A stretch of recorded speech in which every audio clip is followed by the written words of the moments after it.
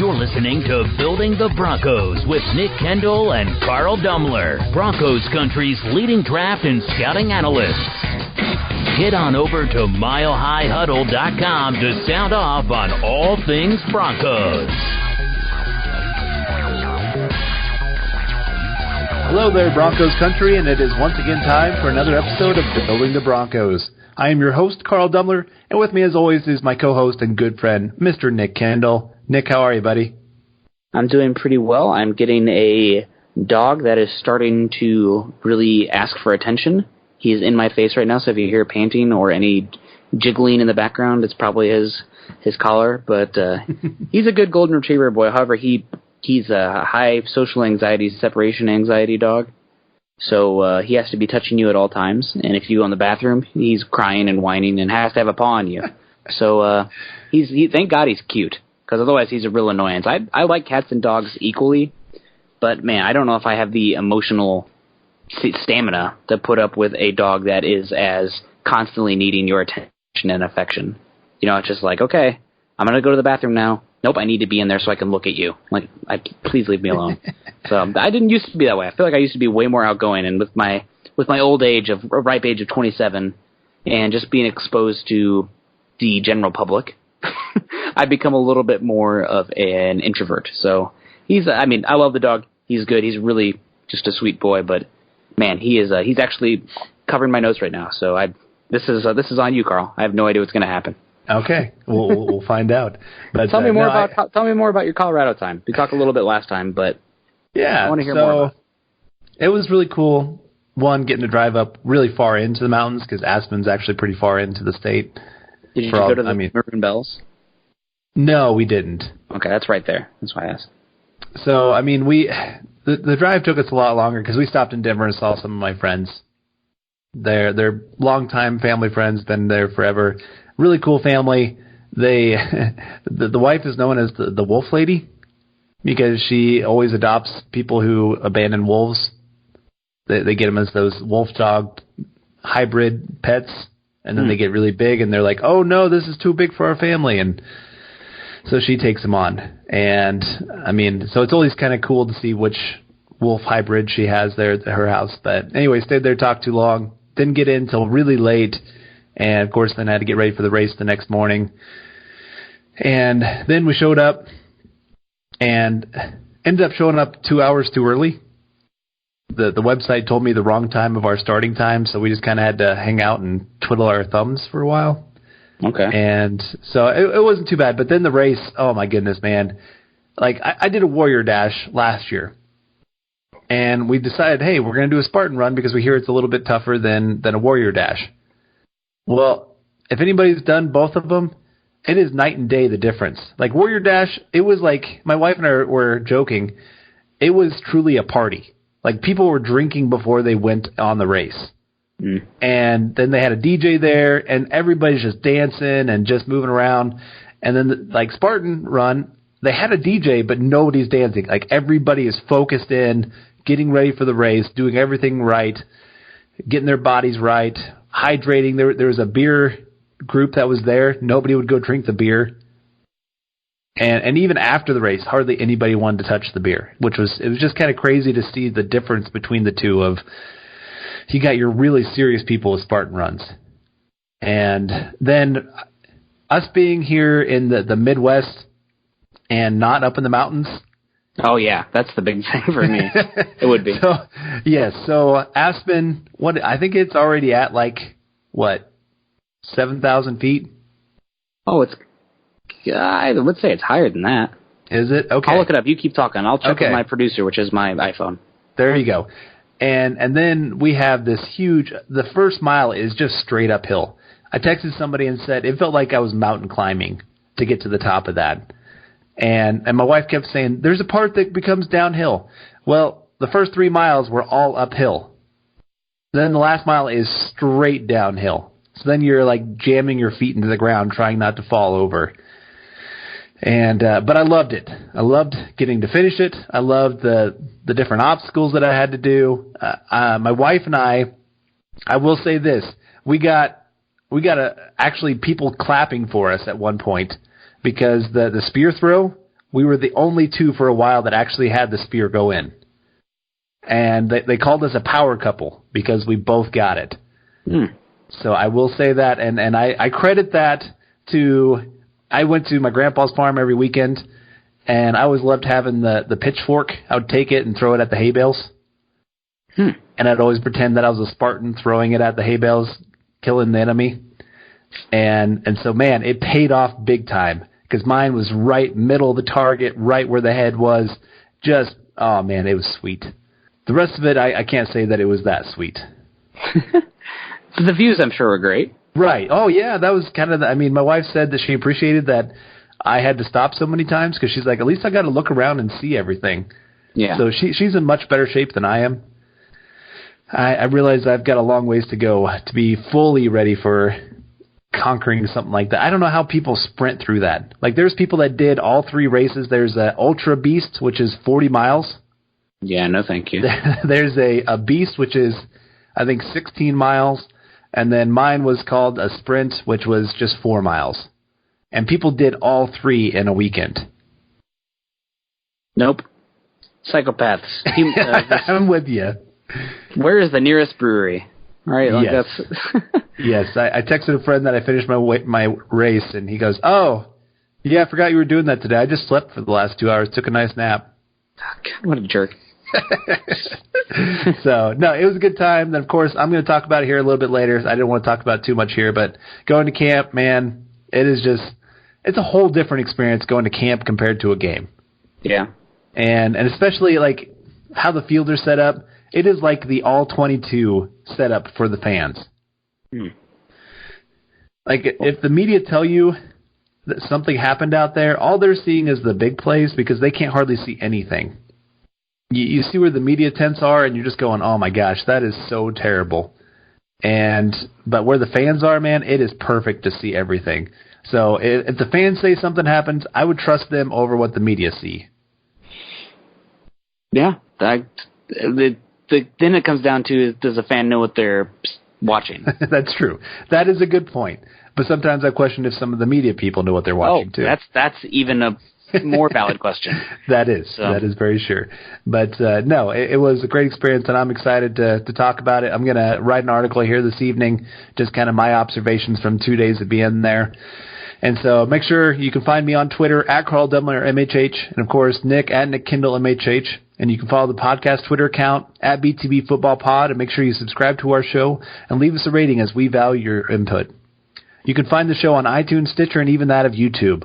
And also make sure you head on over to milehighhuddle.com, a new affiliate of Maven Coalition and Sports Illustrated. If you enjoy our show, make sure you head on over and leave us a 5-star rating on iTunes, where Building the Broncos along with Huddle Up are found under the Huddle Up podcast. This podcast is powered by Overtime Media. Fantasy football fans, listen up. Do you want to join the biggest NFL season-long tournament ever? Of course you do. If you love fantasy football, we know you do, then you need to enter the $3.5 million Best Ball Championship on Draft. That's right, $3.5 million in real money. It's freaking huge. Now, it's season-long. Here's how Draft works. It's season-long, but with no micromanagement. You just set it and forget it. So what does that mean? No longer are you having to agonize over the matchups and who to start and all that. They take care of that for you. They're automatically going to start your most efficient lineup based on all the projections, based on all the momentum, so you don't have to worry about it. You set it, you forget it. Once you're done drafting, that's it. No trades, no waiver wire. You don't even have to set your lineup. As mentioned, your best players automatically get started, and you'll get the best score each and every week, guaranteed.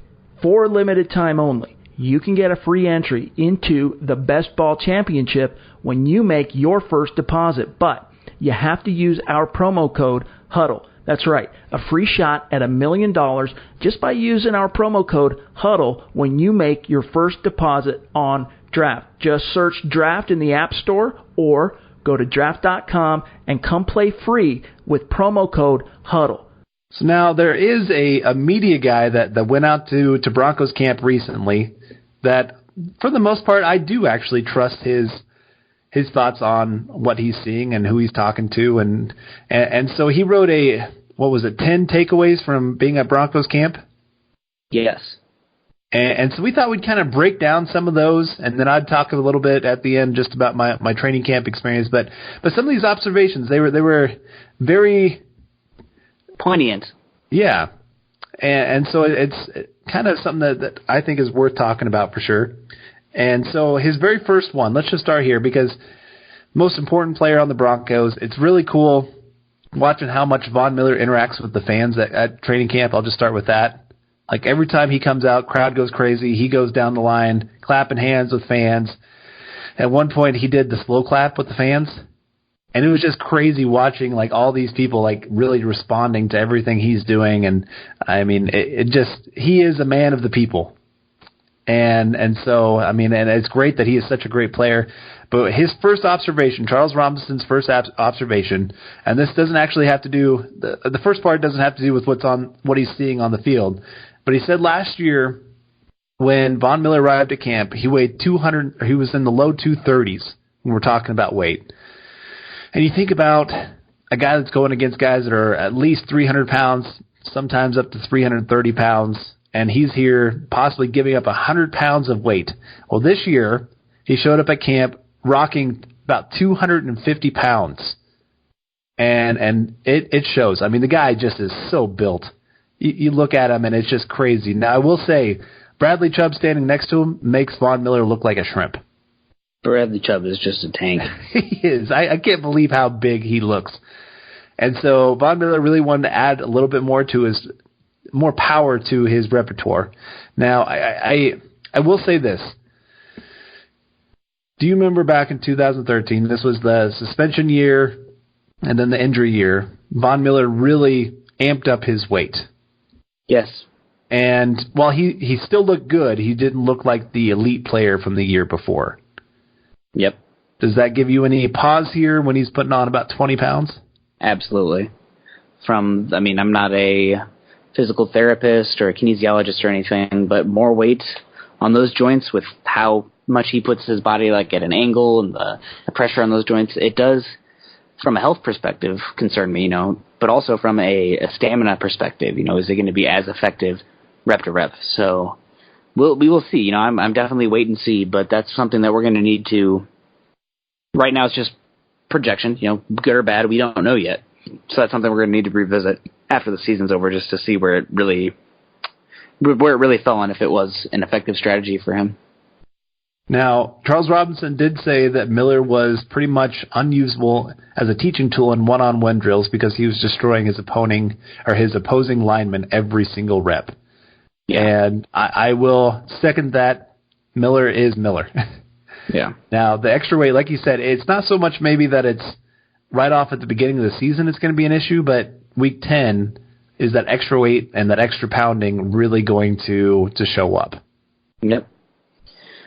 I just hope he can stay healthy, obviously. We won't know until we know, right? Right. So hopefully he can stay healthy, but, man, you just don't know. So, all right, well, the second one here is, I'll just read it. Charles Robinson goes around the camp, been in the NFL game for a while, writes for Yahoo, and he says he'll have a story down the line, which is already out there. You should check it out from him. Again, it's on Yahoo. But some Broncos personnel guys are amped to see the way players respond to Vic Fangio and Mike Munchak. So you guys were quietly seething over the nonchalance of some players in 2018 practices. They've been happy with the renewed focus. So, yeah, a lot of players. One of the sources for Charles Robinson wasn't super sold on Vic Fangio coming in, but when he was first announced as a hire, and this person he was reached out to again and said, man, completely changed my tune. All about it now. Super excited to see Vic Fangio and what he does this season, bought in. So that's really exciting to see.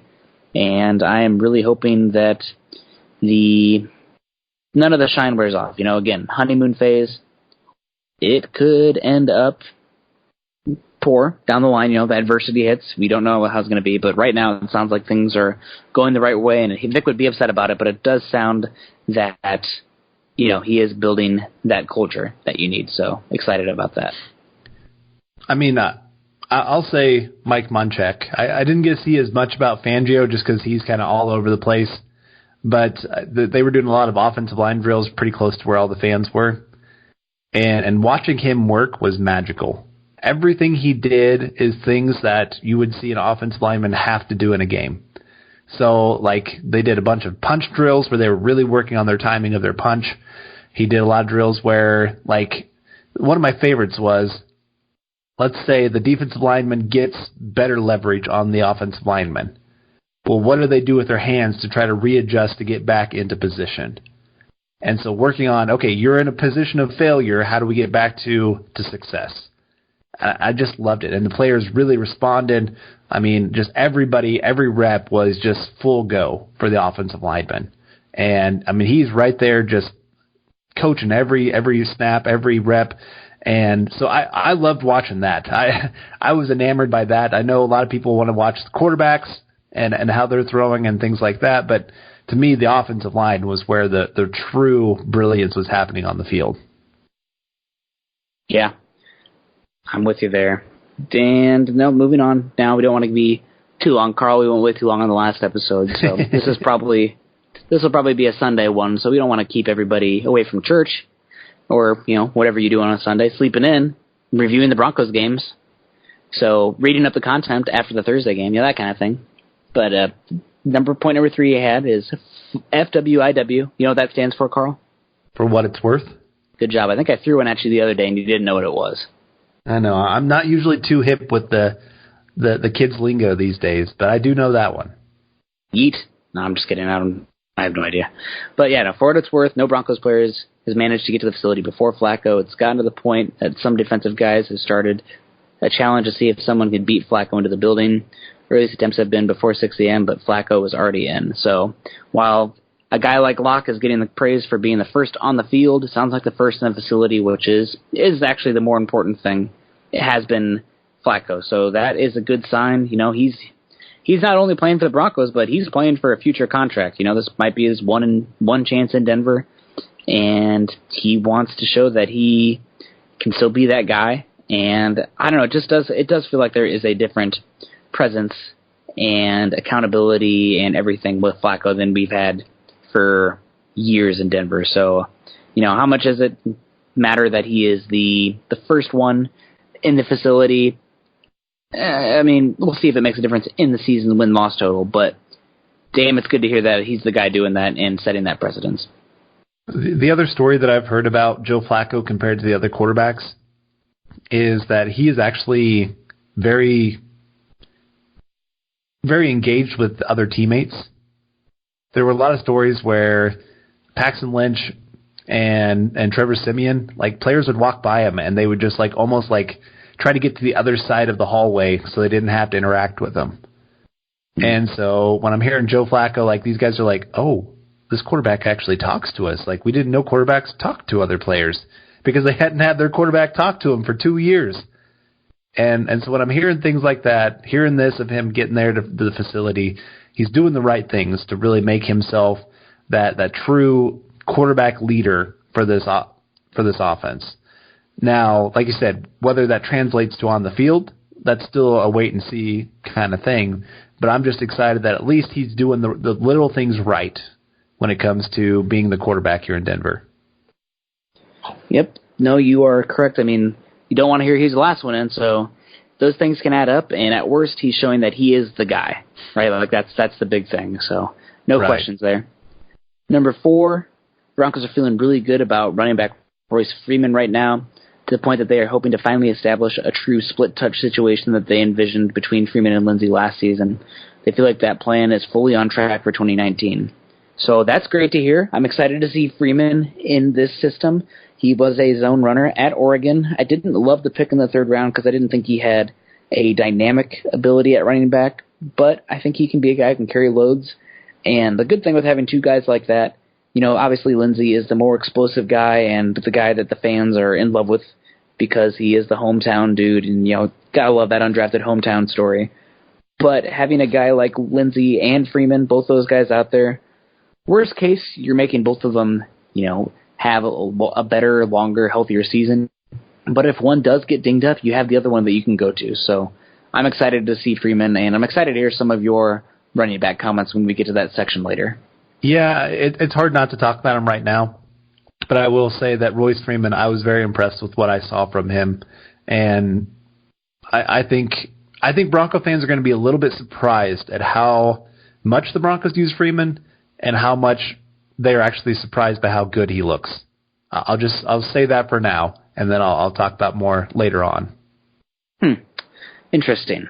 Well, I'm excited to hear that too, Broncos country. I don't even know everything. So, sorry if you hear a dog in the background. He's like I said, social anxiety dog. He is literally up on me. So number 5 here, the Broncos offense could still use some more vocal leadership. Flacco isn't quite that guy. Philip Lindsay brings juice, but there have been a lot of drop passes in camp, and the staff would like to see some vet players rip ass occasionally over mistakes. A work in progress, which this was written before Emmanuel Sanders ripped some ass. Or, well, I guess that's more like a farting kind of thing. Well, we'll go either way. He ripped Sutton's ass, it sounded like, earlier, so that might be happening, but it'd be nice if a guy like James or Leary could step up in that role. Maybe even Hireman, but it is a young offense, so that is something that is worth noting. And the thing that worries me here, honestly, the thing that worries me the most here is they said a lot of drop passes in camp, right after Philip Lindsay. Right? Is he saying Philip Lindsay drop passes, or is he saying a lot of drop passes in general? I think he's meaning it in general. Okay, I read that at first. I was like, uh-oh. Yeah, so. I do think it is a lot more just in general right now. I mean, there was the tweets after some bad plays yesterday at training camp Monday that Philip Lindsay started getting after players, yelling at him on a couple things. Of course, then you got Emmanuel Sanders with all of his craziness that kind of happened there with Sutton. And so you're starting to see a little bit more, I think, of that vocal leadership of guys getting more comfortable, because it is a lot of young guys, like you said. And just you got to learn, when can you talk like that to the young guys, when can you not? We talked about it with the preview episode with Vic Fangio. Well, what players can be called out, which players can't? Which ones need to be encouraged? Which ones need to have a fire lit under them to get going? It's such a case-by-case base when it comes to NFL when you're dealing with people. And so it is interesting to see who's going to step up into some of this. It does sound like Lindsay's trying to step up a little bit, being a little more vocal. He's finally kind of reached that point that he can be that kind of guy after being a Pro Bowl guy last year. But I don't know. There's just some interesting dynamics of Sanders can be a really vocal guy, but is he really the guy you want to be? Lindsay's young. Can he really be that? I don't know. It'll be interesting to see how they figure this all out. Yeah, no, that's a good point. All right, well, Charles has some more comments that he learned from Broncos Camp, but we got to take a break. We will be right back. This is the Overtime Podcast Network. Alrighty, and we are back on the Building the Broncos podcast. Carl is back from Colorado, and we are recording today. It is Tuesday evening. You guys should be listening to this on Sunday after the Broncos game, but, camp is still going on, and these are some really interesting tidbits from Charles, so want to get to these. He has 5 more left. We went through 5 already, so number 6 point. For all the talk about pass rush guys in Fangio's scheme, Broncos staff likes potential players like cornerback Chris Harris Jr. and free safety Justin Simmons being playmaking machines in the secondary. Some zone looks will provide those guys a litany of aggressive turnover opportunities, so good use of the word litany. And, man, I'm excited about this. If there's one thing that I really want the Broncos to turn over this season and improve upon, it's getting those turnovers, right? They got to get those so that way they can better, give the ball to the offense and just create more splash plays. Well, and the NFL is going this way. Yeah. Teams are going to be able to pick up chunk yards. The best things, or the best teams out there, the ones that can force those turnovers, that can make the splash plays, that can really turn a game on just one play. And, I mean, the Bears did it last year. They didn't have a great offense last year, but they had a dynamic defense that forced turnovers like crazy. And so then to have guys that fit really well in Fangio's scheme, like Chris Harris, I've always thought he would do really well in his own scheme because he's so smart. His ability to break on the ball, just understand what an offense is trying to do, all those kind of things. And then Justin Simmons with his athleticism, I mean, pretty much every single day of camp, we're hearing that this guy goes and makes an interception, right? Yeah, and I really, I really do think that's going to translate to the season. It would not shock me if he goes out there, has like a 7-8 interception kind of season. I mean, it's just he's set up so well to have a great year. And I just really, I mean, I'm cheering on the guy. I really hope that he can go out there and show that he is one of those guys that just really has been on the verge of breaking out, and this is the year that he finally does. Because I really do think this scheme just fits him probably perfect, more perfect than any other players on the team. I wish they had some money so they could pay Simmons now. Right? Like, I think he's going to, though a little apprehensive because I thought he was going to bust out last year, and that turned out not to be the case. So we'll see, but it just feels like he is about to explode, doesn't it? Yeah. Yeah, I'm with you. And then I bet you Chris Harris does well, goes and gets paid by somebody else. So third round comp pick. Maybe. The Broncos might have some money to spend too, so we'll see. But they should hopefully figure out a way to do that.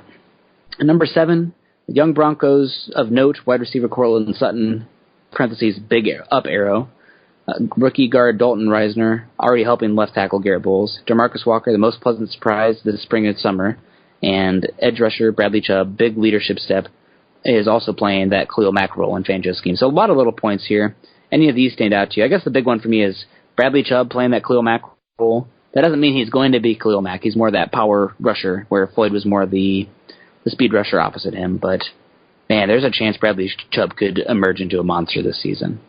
Right? Like, that would probably be the best thing for the Broncos, besides Drew Lock taking that step. Like, if Chubb turns into, like, a god, this team is going to be, the defense is going to be set for the next decade.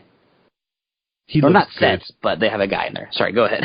I was just going to say, at camp, I mean, they did full pads yesterday. Today they just did shorts. But yesterday, I mean, he looked really, really good. It was impressive. He has a lot more bend than I thought he would. Just seeing him live, seeing him up close. Very, very impressed with that. And then you add into that the power that he can drive around the corner like that. Love it. And then if he's stepping up into a leadership role, and it was kind of crazy, like there was one point where they all went off, every position group went off and did drills, except for Bradley Chubb and Von Miller. Those two just went off into a corner and were playing catch. Take it easy, folks. It was just kind of weird to see. I mean, I guess it's not weird, but it's just like they've already said, okay, these are our two superstars. They've already decided that Bradley Chubb fits into that echelon on this Broncos squad. So, yeah, I do think he's going to have a big breakout year. The one that sticks out to me, I guess, the Cortland Sutton one. It just seems like he's the one guy that keeps getting varied reports on what he's doing out there. Yeah. You hear some people say, oh, my gosh, this guy's making catch after catch, doing some big things. You hear others say, oh, he's dropping balls left and right. He's not running the right routes. He's slacking off on some things. I don't know. I mean, I'll talk a little bit more about him when I actually talk about what I saw at training camp, what my opinion is of what I've seen of him. But I really hope, I mean, the Broncos need him to be a big up arrow. They need him to emerge. He doesn't have to be a true number 1, but they need him to be a true number 2 and probably upper echelon number 2 if this offense is going to be anything in the top 15, top 16 in the NFL. He needs to turn into Allen Robinson, Alshon Jeffrey type. Big body X that can go up and get it when need be. Right. And be a better red zone guy, to be completely honest. Granted, Broncos are the worst red zone quarterback in football last year, so kind of hard to show up to be that guy. But, yeah, and also DeMarcus Walker trending up, and good to hear Dalton Reisner helping Garrett Bowles. So, big up there. I mean, if all those guys step up, that'd be great. I'm still skeptical on DeMarcus Walker, and I'm glad Draymond Jones showed out just because I want that fire on him. And Fangio gave him a hard time. Maybe they can pull out even more from him, so we'll see. Number 8, rookie Drew Lock's preseason games will be huge if he intends to ascend to backup.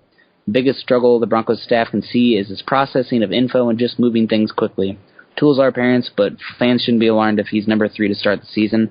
And Charles did say later on in a response that the Broncos, and this is from him, this is definitely hearsay, but he said the Broncos would love nothing more than if Drew Lock could be the second-string quarterback this season, but they won't push it.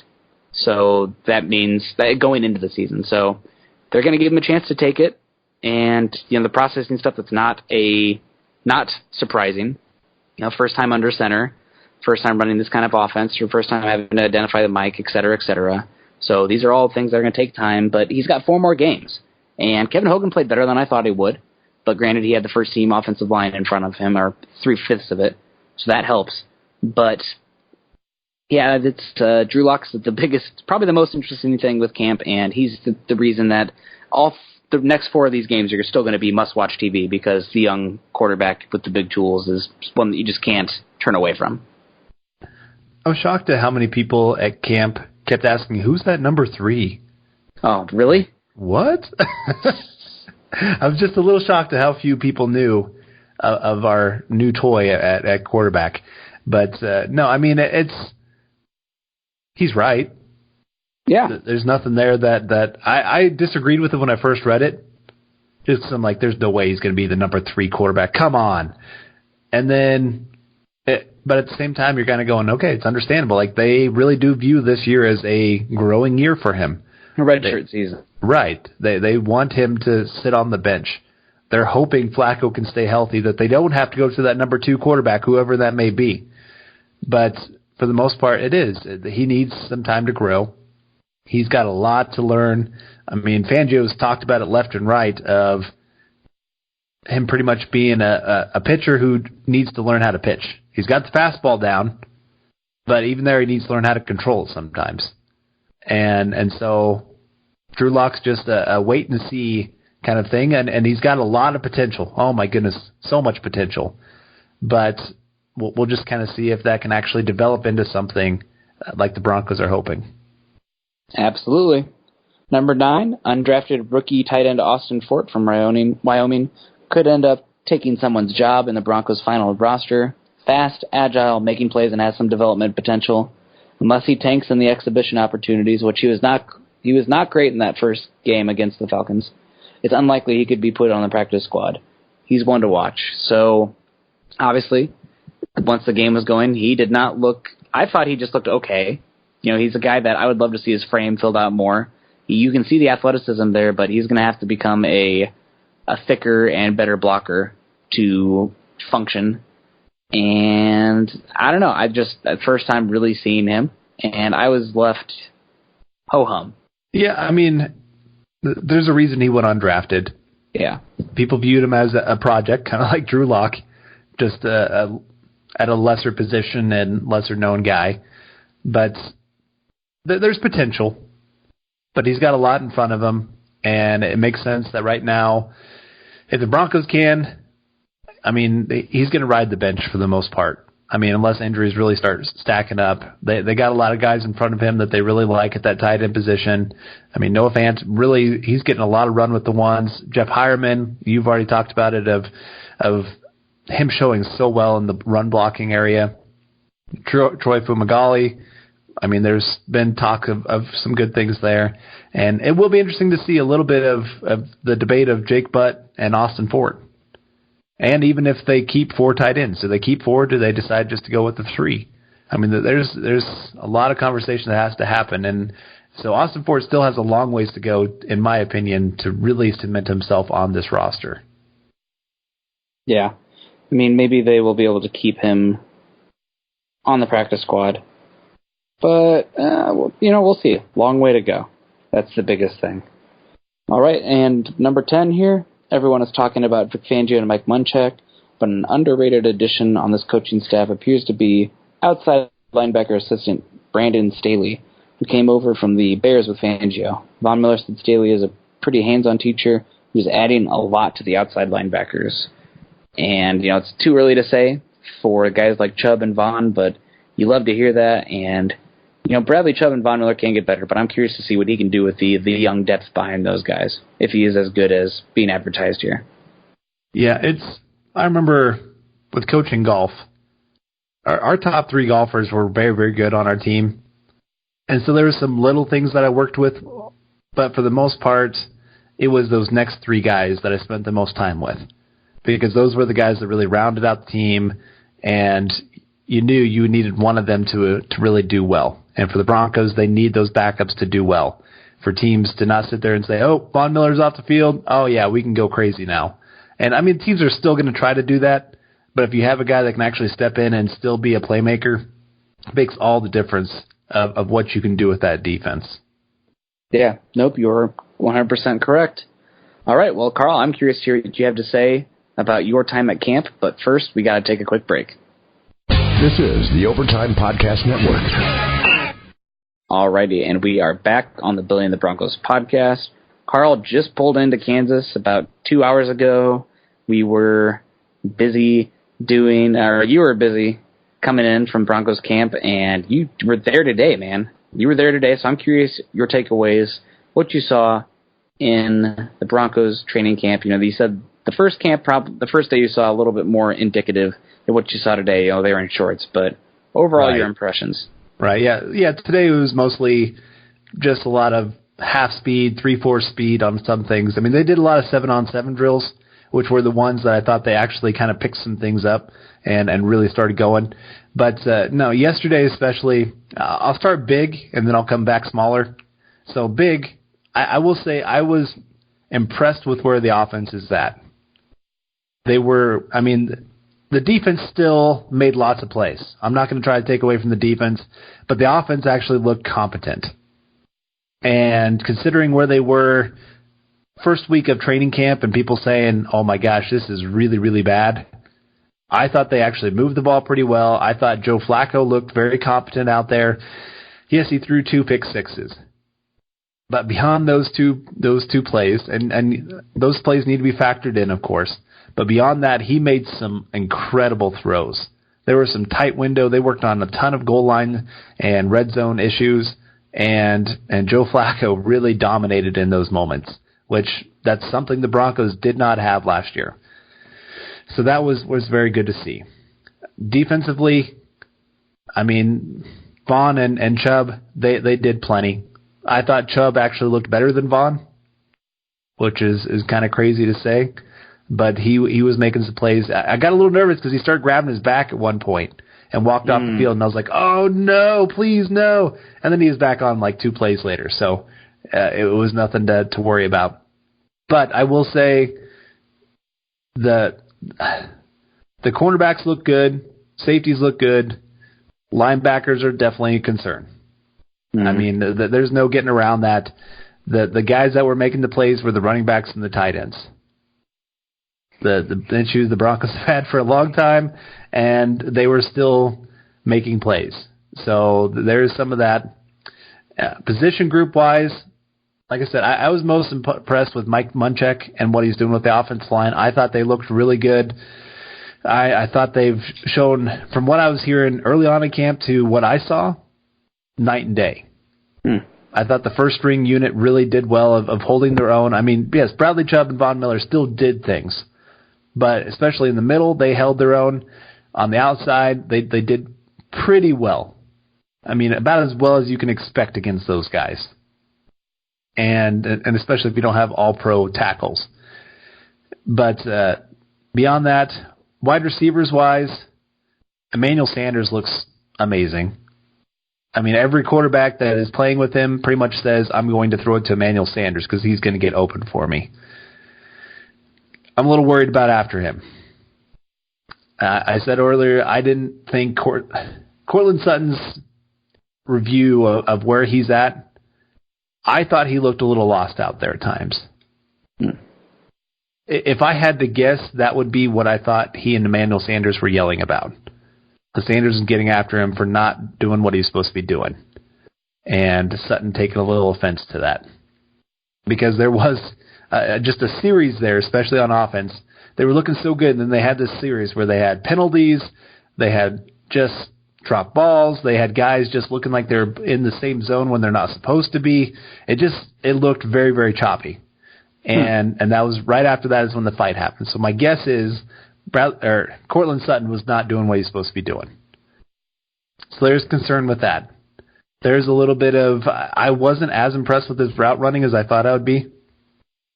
I mean, it's improved from last year, but it's not so improved that it makes me think he's going to really emerge this year. I hope I'm wrong. I mean, like I said, I only got to see one really true practice with him. So read into this as little as possible, I guess I would say. But there was some concerns of things that I saw. I thought Hamilton looked pretty good, actually. He was quite a target over the middle. The Broncos are going to attack the middle of the field a lot this year. They love the seam route. There was a lot of plays that they were trying to get that working. They were trying to work on the timing with the quarterbacks. And it was actually working pretty well. And I will say with your boy Fant, it is incredible watching him live. He is so quick. I mean, there's hardly anybody that can keep up with him on the field. Now, if he just gets his hands right, he'll be perfect. Now, the other thing with him, I will say this. He looked confused on the field at times, which made him look slow. Yeah. There were plays where they're like, Fant, you're not supposed to be there. And so he had to move over to where they'd pretty much have to place him where they needed him. Oh, that's not what you want to hear. Right. And so there was just some of that confusing going on. There was one drill where he went to the wrong drill. And they had to go get him. And like all the players were like, Fant, what are you doing, man? Just getting after him. And he's shaking his head, just going, ah. And so it's just kind of one of those, you're seeing that he's still a rookie. He doesn't, it's not comfortable for him yet. So I just will say show patience with him, because I do think you're going to see a huge playmaker. I think you're going to see a great player for the Broncos. It's just going to take some time for sure. Now, I guess let's talk about the quarterbacks, because everybody wants to talk about the quarterbacks. Drew Lock got a ton of work yesterday, or on Monday, and he got a ton of work today too. This is one thing you and I talked about on here of how long should the Broncos keep him as the third quarterback, and when does it start becoming a concern? I guess I'm less concerned about them keeping him as the number 3, because you're seeing that they're trying to get him as much work as possible. That was my main thing, was do you make sure you get this guy as many snaps as you can, because that's what he needs. And so I thought he took more snaps than Hogan yesterday, or Monday, and today too. He should be. I mean, it sounds like he's going to get more snaps anyway, like in this coming game. So right. And so, yeah, they're trying to give him every opportunity to really show something, to really grow, all those kind of things. The things I liked, I mean, you see the arm talent. It's very clear when you see him throw compared to Hogan or Ripien. I messaged somebody that's a big Ripien fan. They were telling me to keep an eye on him. And there was a couple throws where, like, guy was open deep, and when he threw it, the defense was able to catch up to it. Drew Lock, you don't worry about that.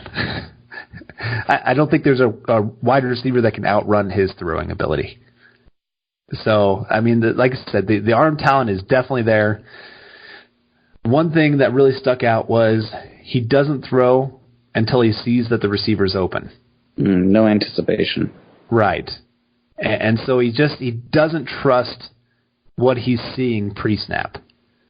And so because he has always been able to rely on his arm, he can wait for guys to get open and then hit them. Well, the NFL, those windows close very quickly. You got to throw with anticipation, and he just wasn't doing as much as I would like. I will say, compared to Hogan had some of the same problem. Hogan would hold on to the ball longer than any of the other quarterbacks. He took more sacks than anybody else. So I will say at least Locke eventually would get rid of the football, or at least quicker than what I saw with Hogan.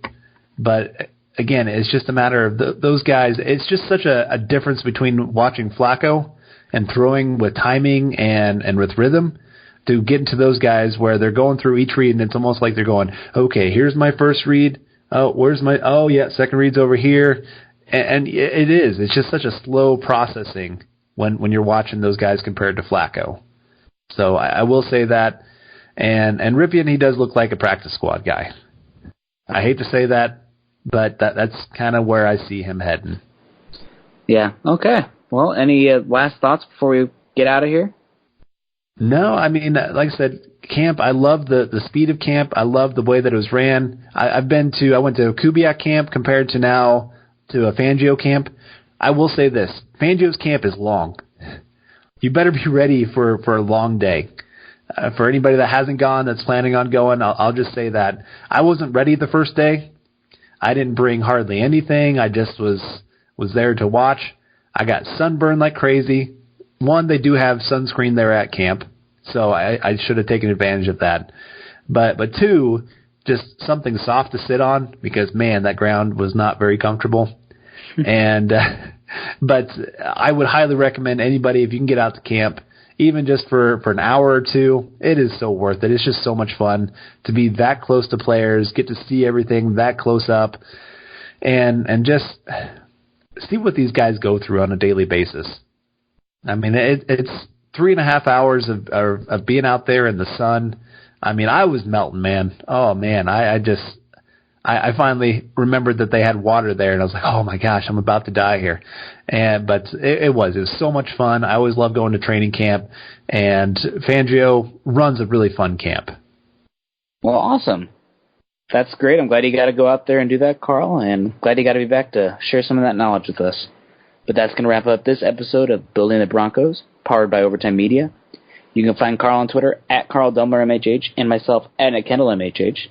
Make sure you head on over to milehighhuddle.com, an affiliate of the Maven Coalition and Sports Illustrated. Head on over to iTunes and leave us a 5-star rating and a comment, as your support can help us continue to bring you our Denver Bronco deep dives. You can follow the Building the Broncos podcast and all our other great audio content by subscribing to the Huddle Up podcast wherever you listen to your shows. You can follow us on Twitter at Mile High Huddle and at BTB Football Pod. For Carl, I'm Nick, wrapping up another episode of the Building the Broncos podcast. We hope you guys all enjoyed it, and we will see you soon. Go Broncos. You've been listening to Building the Broncos. Join Broncos Country's deep divers at milehighhuddle.com to keep the conversation going.